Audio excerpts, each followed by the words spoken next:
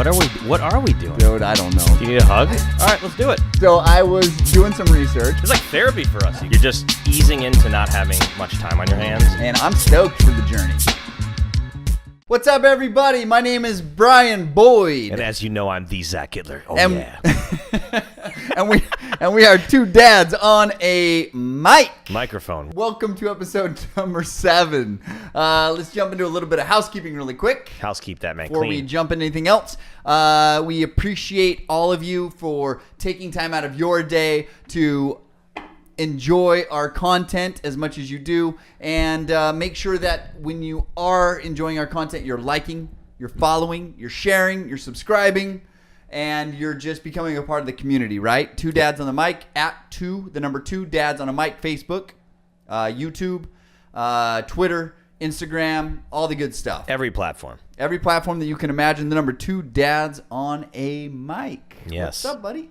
Hi, what's up? I don't know. How you doing? Parenting. We're Good. back. We're back. You're back, dude. I'm back. I mean, that hat just says you're back. I mean, I'm trying to be an aviator with my child in a box airplane. If you know? any of you have ever seen the movie, Christmas Story. yes, He no, called not me a up. Christmas Story, Oh, no, Christmas Vacation. Christmas Vacation, you will understand the reference of Cousin Eddie.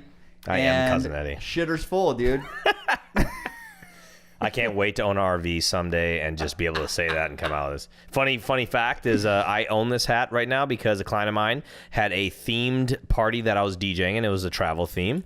And they're like, we have a photo booth. And they're like, do you have all the props for the travel? And I was like, yeah, sure. And then she started naming things like, do you have a safari hat? Do you have a cop hat? Do you have like an airplane hat? I'm like, what? No, I didn't. So I ordered a whole bunch of stuff. Amazon Prime, who I love, showed up, opened it up, put it on my head, and it was freezing cold in my house. I didn't have the heat on. I couldn't just turn it on, but instead I'd rather wear the hat, solve the problem. So I never what? took it off. What category does that hat fit under? Aviator. That's an aviator Like hat. old No, it's aviator. not. Old aviator. This is like old aviator hat. But why has he got fur on the inside? Because of it? it's cold in that plane that has no heat. Oh. Old school. Old school. This is like I don't know. This is like Nam, dude. I don't even know what that means. But you know what I mean. Big Lebowski. True. It's not Nom. Yeah, this is gonna be my new bowling hat. Oh, that's awesome. I've worn this What a lot. if that would be a sweet bowl. If you had a bowling league and every participant on your team wore that hat, dude, stellar. Have you been bowling at Urge yet? I just hosted a huge company party at Yeah, Urge. you got to tell me about that because the history that I want to know more. We'll talk about that later. Dude, it was awesome. Good. That place is rad. That's where Arya went bowling for the first time. Oh, yeah, that's a great place. I love it. So let's jump into Dad Town, right? Dadtown. What's Dadtown? Remind the people if you are just joining Dadtown for the is first time. our stories. Just tell us any stories you got going on right now. Anything that's going on in your life? How's Arya? How's the fam? What's going on?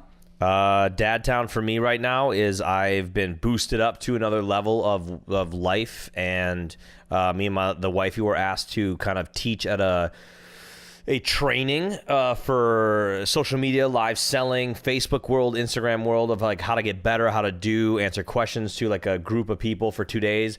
It was crazy because it was like our first like business trip for me and the wifey, and it was normally we'd go like, yeah, let's make a vacation out of it, like let's go hang out after. No, we were wiped out. Yeah. Talked for 2 days straight, super beneficial, met a lot of great people. It was just an awesome experience, and hopefully we get to go back again. It was only an hour drive, so like we drove up, drove back in 2 days, and it's just amazing. That's awesome. Yeah, man. it was awesome. That's awesome. I love that. What we, I guess on my end, the kiddo, we're just we're waiting for that. You're having day. a baby? We're having the baby, man. It's coming. It's right around the corner, and we're excited about it. And it's funny because the more we talk about the kid, the more we throw out what we're doing on our social media platform and parents and parenting and two dads and blah blah blah. I had a funny story come to me from a buddy of mine, and it's really interesting because this topic really hits around that story of what we're going to talk about today, because we really want to talk about sports and kids today. Sports and kids. Like, it's March, baby.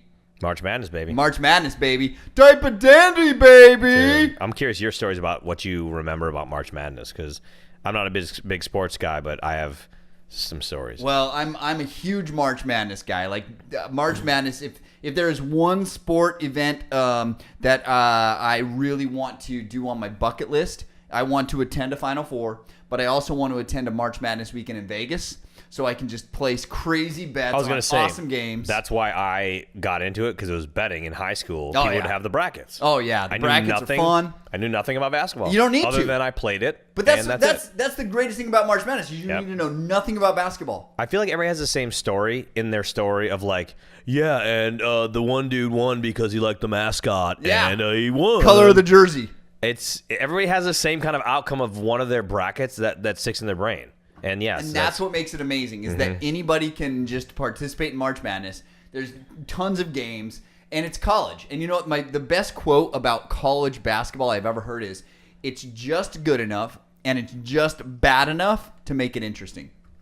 College basketball, I know, is more entertaining than than NBA. That's what it's amazing. People always told me that, and I do agree. Yeah, it's awesome. So, your buddy. March Madness is coming up, and we want to talk sports, and we want to talk kids, because let's be honest, it's a huge topic right now in the world. Like kids and sports, it's a multi-million-dollar industry. It's going to become $1 billion industry if it's not already. And it's just crazy what's going on in the world of sports and kids. But so my buddy, he texted me the other day. Says, "Hey man, I got this story for you. You're gonna love this." And he's like, "So I'll Marco Polo it to you." Yes. So he Marco Polos me this story, and he tells me about his kiddo, 5 years old, playing soccer, and there's a kid on his team, on his son's team. His dad is a child psychologist. Are you following me? Yo, I'm following. Okay, so. The kid of the child psychologist does not want to play soccer, apparently.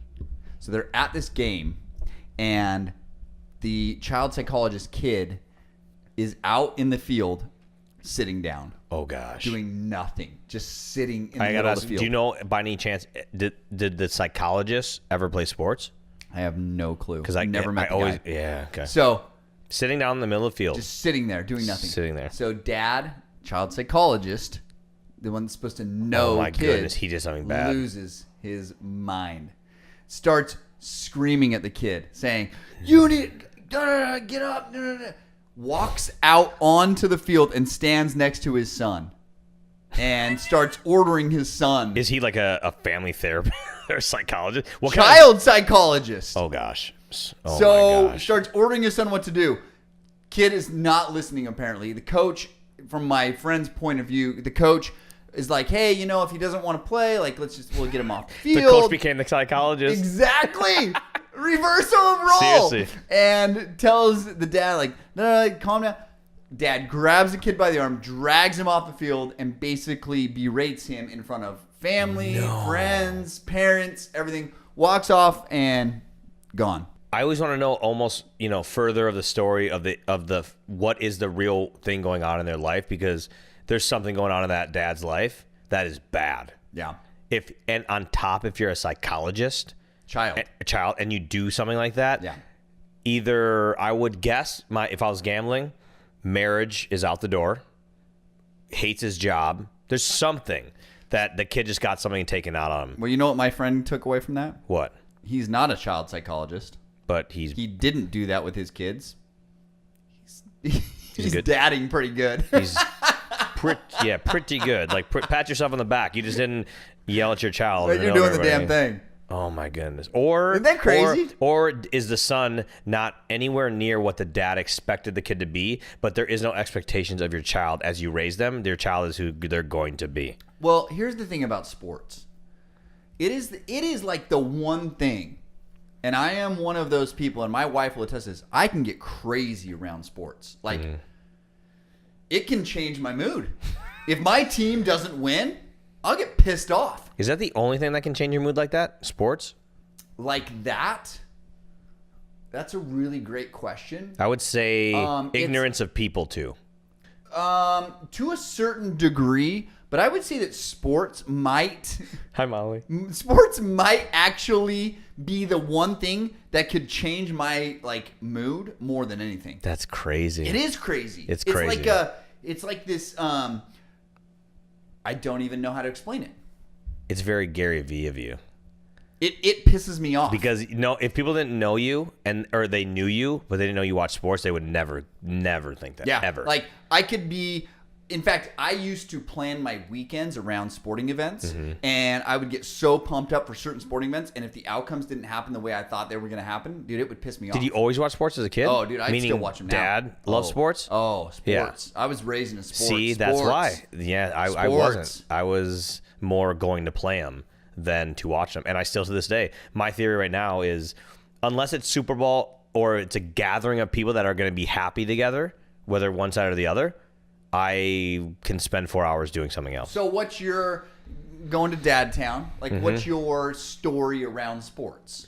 Played sports all my life, all sports, all seasons, everything. Tried everything. Give me your sports you played.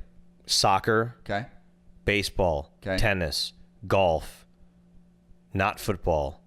What other sports? I played them all. Hockey? Hockey. Okay. I was Dude. gonna say because you're from Minnesota. Every one of hockey is crazy for me. Right. Is nuts because I played every sport and soccer. As you get older, which we'll go further into, is I tried every sport and I'm so happy that my parents gave the options and didn't force me into one, full year because we live in California. It's nice all year round, so you can play one sport all year round if you want. And all my friends played hockey in the winter, but I did not. But I played at the parks. I'm from Minnesota. Oh, you played in the hood, boy. I played in the parks to the extent of when they're closed on Sundays, but the lights come on, we would bring shovels and we would shovel the rinks and we would skate all the time. And all my friends played on teams, all high school and whatever. And I will never, ever, and everybody knows this, and I've told them to the face when I come across these people that are 2 years above me.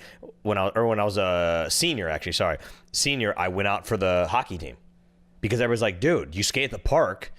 You'll make the team. Right. When you put pads on, and I knew this, for hockey, it's a different game. Why? Because you can check and you can be Physical. Violent. Yeah. Where at the park, you can nudge, whatever it may be, but I was very fast. I can hold my own, and with the seniors and very good players. The second I was so nervous, I put on pads, and I stepped in the rink for captain's practice. I just got nailed. I stepped on the ice. Just boom. And I was like, I don't want to play hockey. I don't want to play hockey. What was your parents' response to that? I don't even know if they know. I don't even know if they know. See, and that's so there's the difference, right? There's the difference of what we're talking about right here, and why this is such a controversial. And I think with sports and kids, there's so many different avenues that it takes because you have the safety issue, and then you have the crazy parent issue. You have the want to live the sports glory through your child's life issue, right? Yeah. There's so many issues with sports and kids. So as we were researching this topic, right, I came across an amazing article from the Washington Post that talks about kids and sports, and it says that 70%, Big number. That's a huge number. It's the majority. 70% of kids quit sports by the age of 13. It's crazy, but I get it. I do. So when you hear that, what's the one thing? Just give me one thing that you feel is the reason for that. Social media. I'd just say social media and acceptance and access to the technology world that we have and what overtakes adults and kids' lives day by day of this acceptance of what is cool. 20 years ago, what was cool, sports played a big role of that. As you were doing whatever you were doing. So when you say cool, right? What do you mean by that? The in crowd. Everybody growing up always is attracted to that at first. I do love that this day and age that's not the case anymore because the cool crowd is technology savvy, coding for a game. Prime example for me is my half brother Jake. My brother Jake, he's Man, he's got to be 15 now. He is, I don't tell him in his face, he's more on the nerdier side, but I love that about him. Right. But that can be cool, but sports were the thing back in the day. So the one thing that they found that was the number one contributing factor to why kids quit sports by the age of 13 is they found that it's not fun anymore. True. Because it's competitive and parents just want to push them what? It's not designed to be fun. Mm-hmm. Whereas when I was playing sports, I always found joy in it. Like, it was very fun. It was more of a teaching and learning, where now it's... To a certain point. Mm-hmm. And I will tell you this. When I became 13 years old, it was this... It's so funny that it hits that number, right? My father's favorite sport is baseball.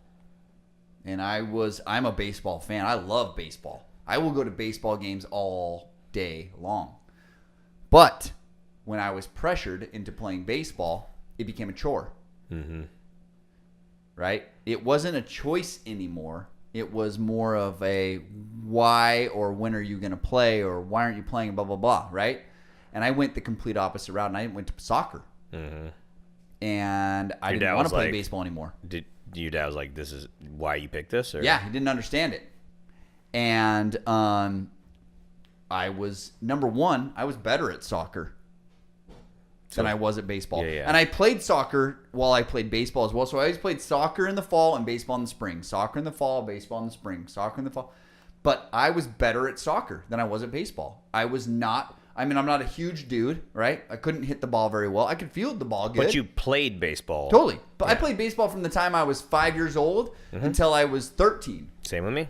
And it was great, but it became a chore. It became a chore. Mm-hmm. And sports should never be a chore. Nothing should be a chore. Something that you do extracurricular, it should never be a chore. Mm-hmm. It should be something that you love to do. It's like this. Mm-hmm. Like, to me, this isn't a chore. Like, this is an extracurricular thing that we do on our own downtime that I love to do. Yep. If it ever became a chore, I would tell you, like, dude, I don't like this anymore. Like, I'm not doing it. And that's where you want to get to in life. It's like, anything you do should not be a chore, like you said. Right. And if you're a parent, you should be in tune with your kid and have conversations with them about it being a chore. Because, like it said, the one thing that they found was it's not fun anymore because it's not designed to be. So I think what they really are diving into is how competitive sports are becoming. It's scary. It's so scary because, like we've researched a little bit about this of like, what do kids look at in regards to why they want to continue in, let's say, one sport. A kid may choose to continue in baseball because their star player they watch on whatever team it may be is cool. And that's why they choose to continue, because they want to be cool rather than, they like the sport, let's say. Right, exactly. And another thing is when I hear the saying, it's not fun anymore because it's not designed to be, who are the people that are designing these sports and these leagues? Who's designing them? What do you mean, like who's putting them together? Like marketing world of like manipulation? So when you join a league, who puts the league together? In regards to like is it younger kids or is it adults? Adults. Adults are putting it together, right? Yes. So when you hear this statistic, it's not fun anymore because it's not designed to be. There's your problem, right? The adults are putting these leagues together. They're putting these ridiculous expectations of these kids. So I have two nephews.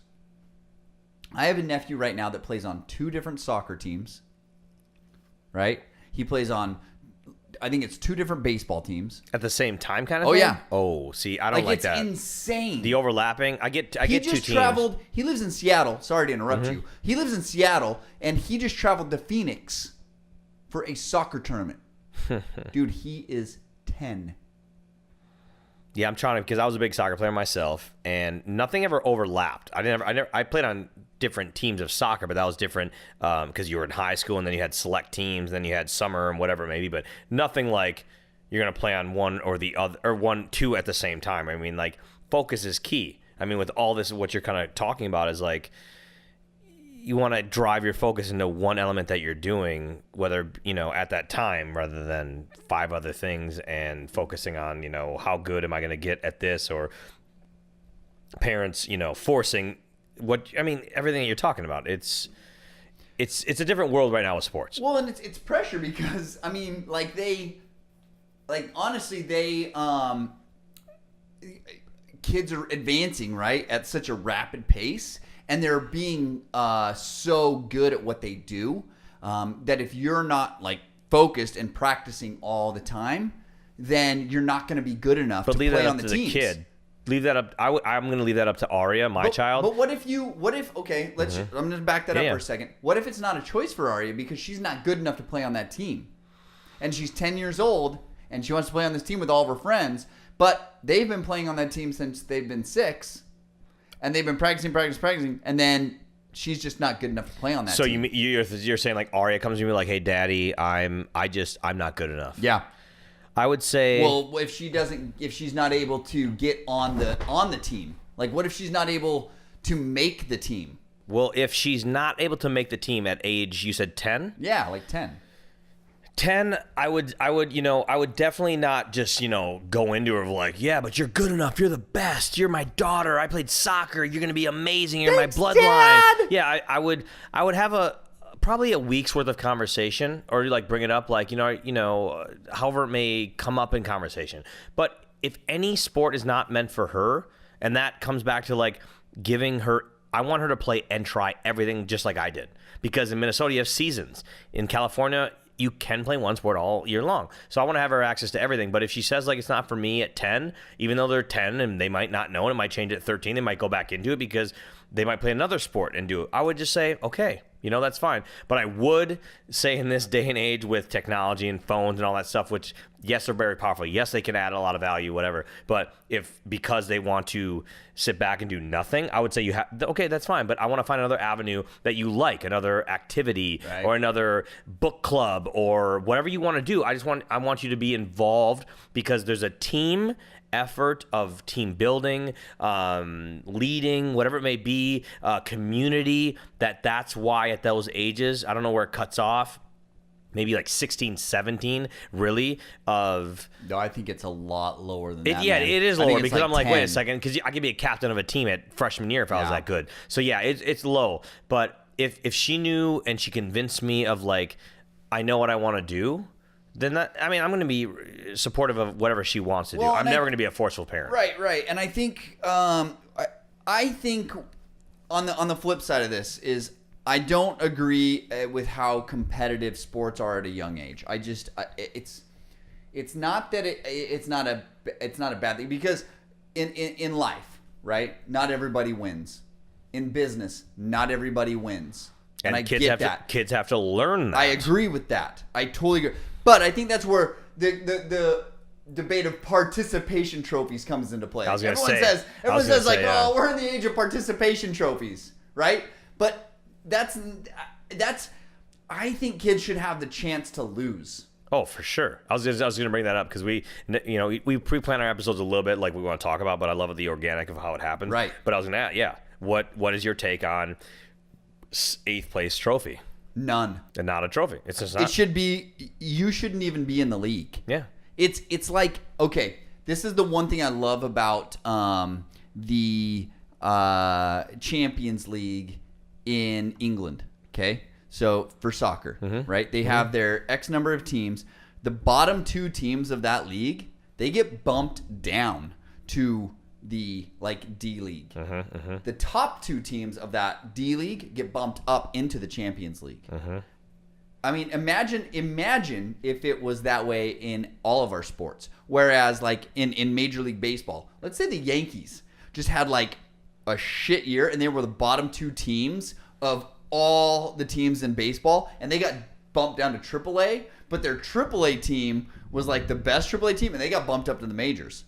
Hard work pays off, man. Right? I mean, that's awesome. That's it. And I love that mentality, and I totally agree that kids need to learn the lesson of hard work, and they need to understand that it's not always rainbows and butterflies and unicorns, right? That you got to work fucking hard. But I also think that having children go to soccer practice 5 days a week. It's a lot. 2 hours a day and then have tournaments and then have games. And I just think with all the other stuff that's just as important in life, School, like family, friends. school, friends, like all that other stuff, it's a lot of pressure. And I'm not saying that it's not okay. I'm just saying that it's a lot of pressure. Well, there's a category there. There's like, what age are you talking about? Let's say this is happening. Like 13, let's say? No. Earlier? 8, 9, 10. I mean, that's not prodigy. That's like everybody around that kid for the last 3 years has been like, he's got something. She's got something. But I think the problem comes in with parents. Like, parents aren't educated around that, right? When do you take your kid out? Let's go back to the story of my friend telling me that his child psychologist dad is dragging the kid off the field. Like, come on, man, be aware. Like, your kid doesn't like it. How old was the kid? Do we 6, okay, 5 or 6. Like, we're talking like, still fun, dude. It's still like it's still kindergarten kicking around. It's socialization at that point. It's recess. Literally, it's recess. Literally, it's recess. You're right. It's recess. Like, come on. Yeah, that's way overboard. And that's what I'm talking about. Like, parents aren't aware of that kind of stuff. Like, it's almost like we need to educate the parents. Oh, full on. And everybody would think that too, hearing this story. Like, what is going on with that dad? Because even at 12, even at 13, even at 16, if a kid sat down, it'd be even more so like, shit, what's going on in that kid's life right now? So have you ever witnessed a parent like overboard in sports? Yes. I mean, heavy into soccer. I mean, there's been always parents on our teams or the other teams of big time, like over fouls, like that's messed up, or a penalty kick or this and that. I mean, overseas wise, in Minnesota, any Minnesotans ever watching, we have in Blaine, we have the USA Cup. So worldwide, people travel once a year. Massive. They have like 30 soccer fields. You homestay a team. We homestayed Argentinians, and no one stayed with me, but I got to know whoever. But anyway, they were playing and they were super good. They got kicked out of the tournament because the ref, and it's a known thing, it goes down in history, made a bad call, and it was a real bad call. Even the other team later on, we found out, I was like, yeah, it was wrong. A dad of a team and then like the whole squad chased the ref. I'm talking like to climbing a fence. Really? They wouldn't call the foul. How old? 15. It was legit. I mean, these kids are. It was crazy. So yeah, I'm not personally like, I probably will as we keep talking, but like, I've seen some stuff. Yeah. And my family's been around some stuff as well. So one of the articles that I came across as well was an article on stack.com, and it's 10 signs that you're a horrible sports parent. Right? We've all seen them. Right. We've all been around them. We may even have, and some of you may be these. And if you are, put yourself in check, dog. Yeah, we're not saying it's wrong. It's context. No, it's wrong. When you use it, who knows? Yeah, I agree. Like, chill out. Oh, 100%. Chill out. So these are the things that they focused on that say you're a horrible coach parent. So I'll just start naming them off. If at any time as I'm going through these, something sparks that brilliant brain of yours. Yeah, true. Stop me. Okay. Number 1, coaching from the sideline. We've all seen it. So what this article says is that you should encourage. Really? From the sideline, not coach. Encourage. But encourage like, run faster. Like, slide tackle. I mean, that's coaching. Mm-hmm. Encourage, 100%. I think to a certain age, maybe, or to a certain, like if your kid's playing in the Olympics, it might be a little different from your kid playing a normal Sunday night game. Right. So yes, always encourage. The bottom line, what are sports here for? Sports are here to, like I said, I mean, community, team building, socialization, skills of so many. Being competitive. Learning how to lose. Learning how to learn from your mistakes. That's probably in my opinion, that is the biggest thing that sports are there for. Yeah, I agree. Learn how to fail. I agree, man. Because, dude, I will tell you what, I have failed so many times in my life, And it's because of my failures that make me successful. Always. Anybody successful will always tell you that. And it's just crazy how it just goes deeper and deeper and deeper back to like sports. I mean, it's 100%. 100%. And I love that I have that knowledge from my parents, from my bringing up of sports, that I have that. And we both have that. But parents need to be aware that their kids are going to fail. Yeah. Like, come on, parents. It's Stop it. Like, literally stop that shit, because your kids are going to fail, and you need to be the people that get them out of it. Like, get their psyche and their mentality out of that failure state into like, look, failure is a real thing in life, and we've all gone through it. And this is what we do when we fail, and this is how we persevere through it. So if you're one of those parents that can't stand watching your kids fail, then don't show up to the sports, because that shit pisses me off. And some of the hardest things to do as a parent is watch your kid fail. So it's a whole, thing of when you have a child, you think like maybe after age 5 or whatever age, like, oh, cool, it's so much easier now. I think that once you decide to have a child, it will never not end with that other job you have to have. Right. Just like pre being married. When you get married, so many people I see like think it's just like it's done. I met my soulmate. It's done. It's gonna be the easiest world. No, it's gonna be the hardest world.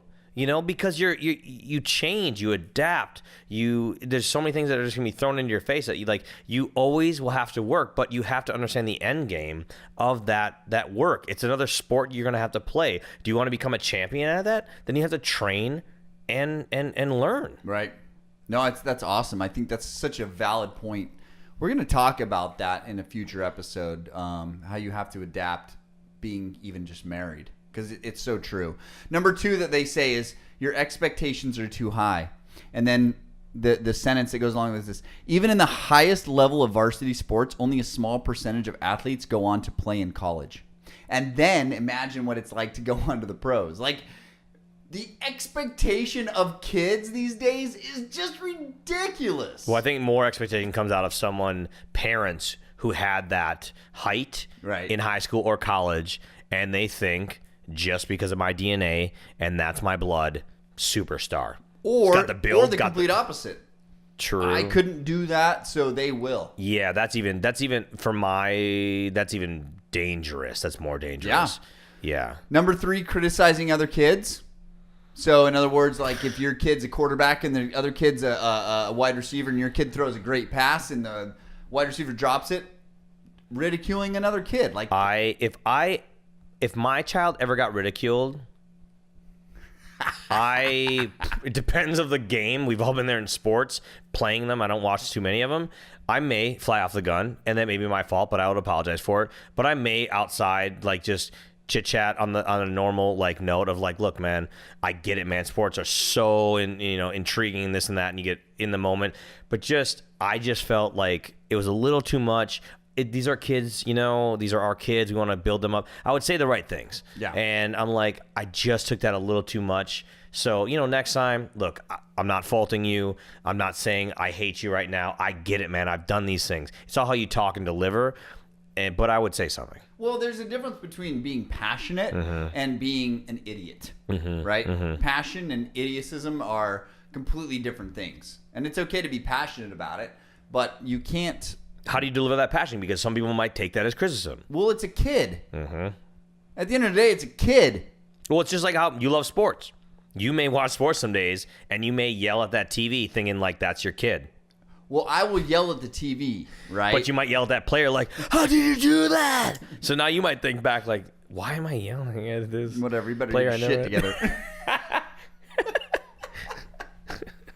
No, but seriously, like, you're right. No, it's a valid point. But no, I mean, these college players like that I would get frustrated with. I also understand, like, number one, it's more about my own self. It's not about these college players and what they are or aren't doing. And even in pro, I mean, I don't blame them. It's that I have a passion for it. But would I, in the actual moment, would I be yelling and screaming at them? No. But here's I'm sitting on my couch and I'm yelling at the TV. But Sure. I will say this. Would I do it in front of my kid? I will interrupt, just like how the same thing is pre-baby, how you say things, and you're like, I will never do that. I will say, well, I'll never do that, but I know that I may do that. Because we've played sports, all the people that have played sports, and you're in that championship game of a tournament that you traveled with your child, and this is happening, and I may do it, but it's how do you, what's your aftermath? And if you do it and you're like, you know what, let's say wifey, significant other says something like, that was horrible. You embarrassed me. You know what, you're right. I'm going to go over to the other team, and I'm going to tell them, I'm going to explain to them. It's all how you talk and how you deliver. And it'll make you feel better, in that. Even if you were wrong, because also you got to remember, this is dads. This is what this is about. There's children involved. They're watching you. Yeah. You have to remember they're watching you. They will remember that moment. And if they remember you yelling off the seat of your pants at someone, but then after going up there and saying, and shaking hands, maybe even giving a hug, you might be looked at that moment by your child as Superman, because how the heck were you just yelling at the person and you just made that person your friend? Right. And that's a great point. That's awesome, man. I love that perspective on it. Because we are always influencing our kids. It's something that we don't think about, and I'm thinking about, like, growing up, my dad was always the dad at the soccer games, like, for real. Like, the coolest story that I told my mom today, because I was saying we were talking about sports, and I'm like, hey, Mom, I might start smoking cigars, because at every soccer game I ever played, my dad was known as this guy. He'd sit in the corner of the soccer field in a lawn chair with a cigar. He would always just hang out there and watch soccer. Dude, that is awesome. All he did. But on top of that is, I think, why I played every sport. One, we had different seasons, so you couldn't play every sport, one sport all year round. Two, my dad played these sports. And as I got older, he'd have Monday night soccer games at the park. I would go. And guess what? The adults would hate me. They would push me around.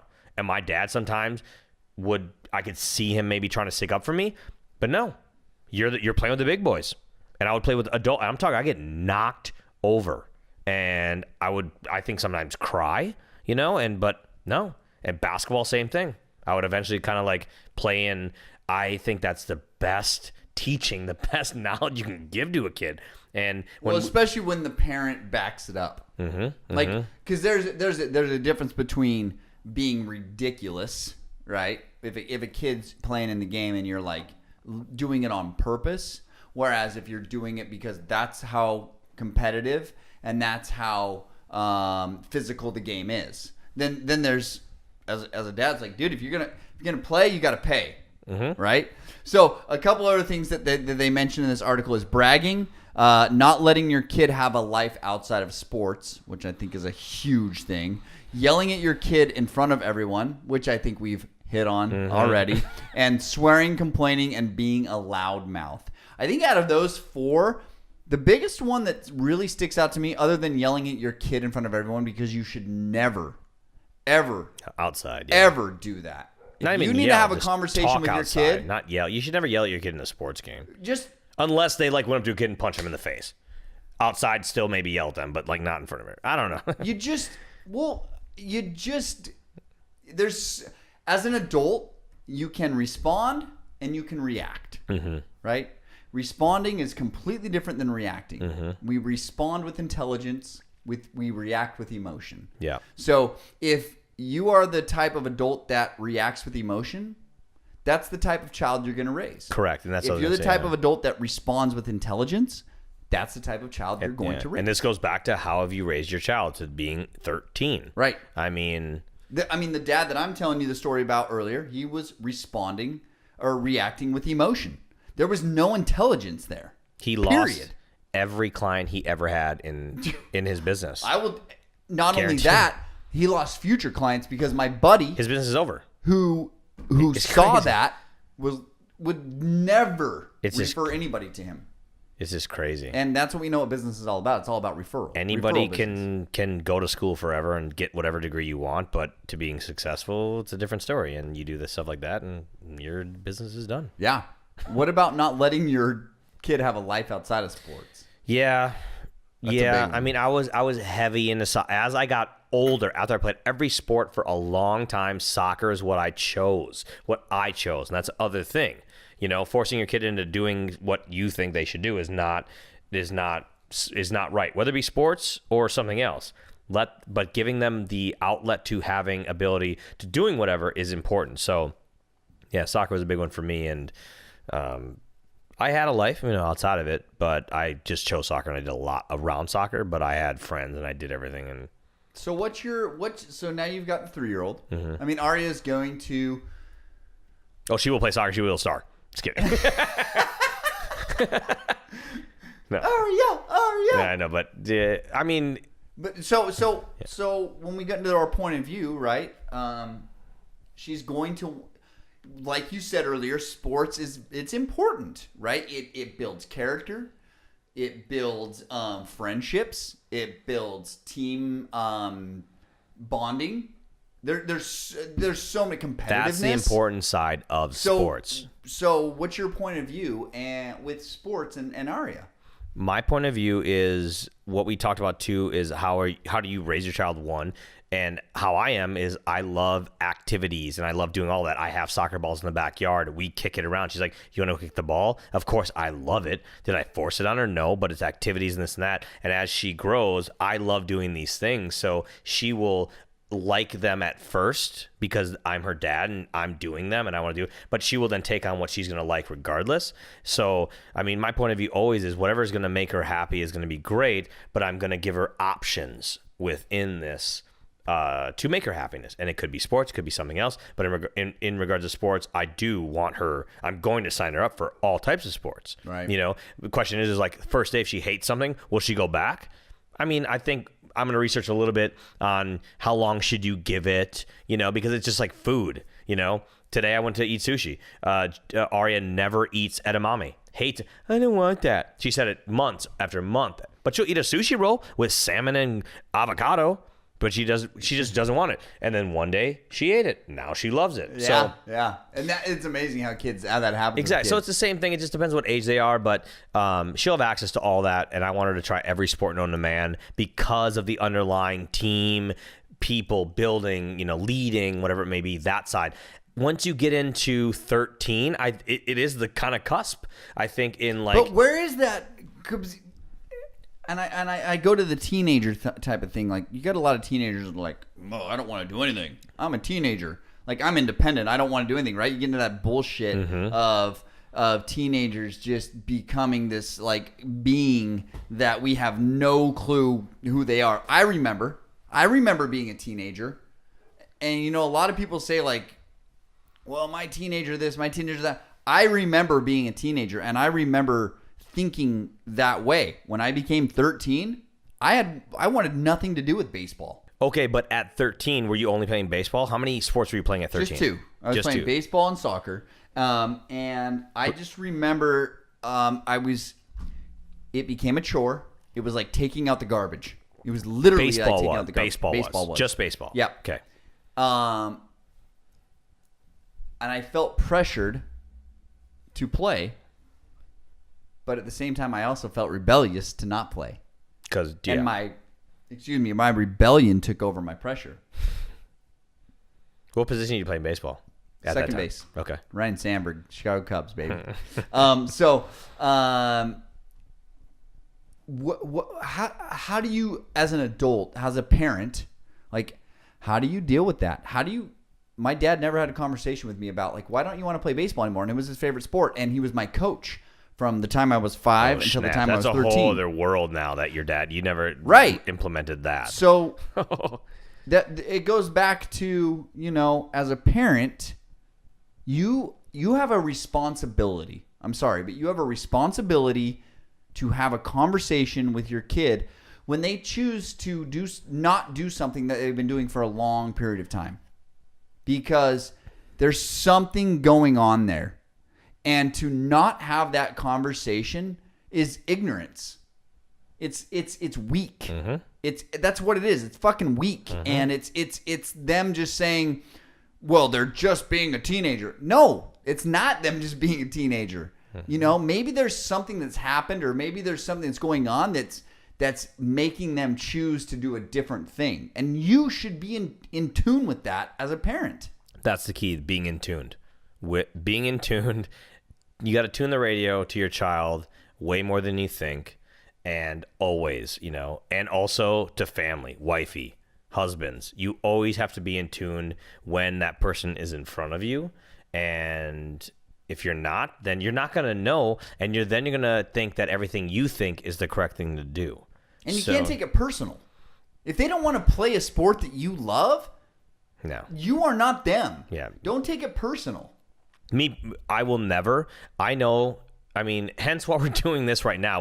We're passionate about what we're saying. And does this fall into the category of, yeah, but you don't know, you're not there yet? You can say this now.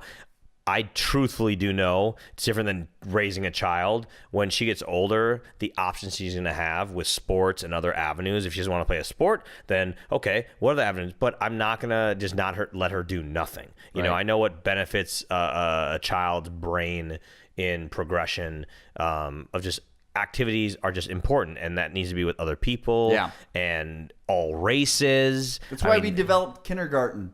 Yeah, right. It is like kindergarten to a quintessential degree. Why do you think preschool and kindergarten works? I mean, they're learning stuff, but more so, what do they learn? It's a different sport, actually. School and kindergarten, it's a different sport.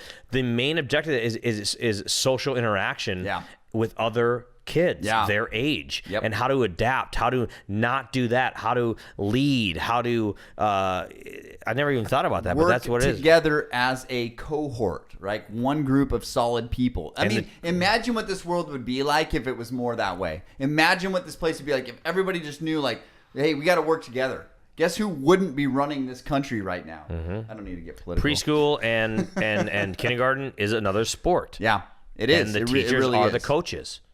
I mean, that's really what it comes down to. And as they get older, everything we've talked about of like pushing them, I don't think that's right. Let the kid tell you.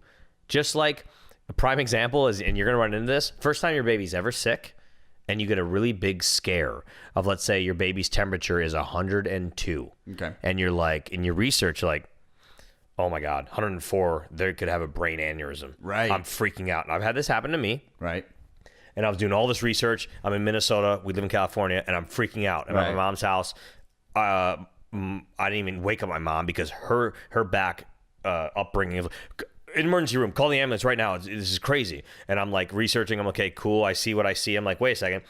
All these cross-reference as she's okay sleeping, but we tested it here and there. Is how is the baby acting? And I finally got a hold of a nurse line, and she asked me the same. And I told her, I'm like frantic. I'm like, look, my baby has a temperature of 102. She's totally fine. She's sleeping. She's not like, she doesn't have a crazy chills because I researched other thing. And she's like, wow, are you a doctor? The things that I was saying to the nurse, other things in this. And I was like, no, I just researched, I cross-referenced. And she's like, okay, you hit it out of the park. How is your baby reacting to it? So she's fine. She's like, look, just keep tabs. A fever is good because they're fighting the virus. It's very good to have a fever. If it gets over 103, yes, maybe call me back, for it can be bad. Same thing with sports and stuff. How is your kid reacting? Yeah. How is your kid telling you what they feel about that sport, that is that moment? Such a great point, man. You have to never be selfish in regards to thinking you know everything because you went through that or didn't do this with your children. How is your children talking to you and reacting, and are you in tune with that? Yeah, being in tune with the reaction of your child. That is a fucking awesome point, man. You just totally dadded. I dadded. You are not dadding, you dadded. Yeah, you just got dadded. You got dadded. I love it, man. So, when we get back to our daducation, right? What's the essential thing that you think that dads should take away from this conversation? Being in tune with your child. And you do not know everything. You do know a lot more than your kid, but in regards to, let's say, sports, what we're talking about, listen to your kid. Don't just think you know everything, and get in tune. Listen, adapt to it. If they say something that you disagree with, or they don't want to play a sport that you want them to play, it's okay. Because also, one thing, get over it. It's fine if they don't, but in a month later, they might want to play it again. Yeah. another season, they might want to try it again. So yeah, which is a great point. And you know what? Maybe they just need a fucking break. yeah, Maybe they just need a break. who knows? Because we all need a break sometimes. This day and age with kids, pressure's on. Yeah. School, sports, social acceptance, Social media. How many likes did you get on that page? Right. So many more. I just got to piggyback on that, and I have to say is what I'm learning from this conversation, and it's an organic learning that I'm having right now, is that as dads, it is our responsibility to have meaningful conversations with our kids. Start early. Don't be afraid. Like, I know that it's hard sometimes to show emotion and vulnerability with your kids. It's hard for me to do that with my wife. Let's be honest, right? But at the end of the day, when I am that way, it's such the outcomes that I'm having, they're amazing, right? They're just like phenomenal, and I feel so much better, and I know that she also does as well. So be vulnerable, have awesome conversations, and if you're feeling any type of situation that doesn't feel right in your gut, go for it. Have the conversation. Bring it up. Because if you make that conversation a normal conversation for them, imagine what it's going to be like for them when they get out in the business world, in the real world. They're going to be able to have conversations like that with anybody, and it's going to accelerate them to a place where they've never even imagined they could be before. It's crazy. Well, we just want to end this episode by Yes. saying thank you so much for following us, taking time out of your day. We know how valuable time is, and we appreciate it so much. So thank you so much for taking time out of your day, time out of your life, time out of your family's life. Hopefully you're watching this with your family, because that would be even more amazing. Thank you for during the halftime of your kids' game. You're watching this. I appreciate it. Yeah.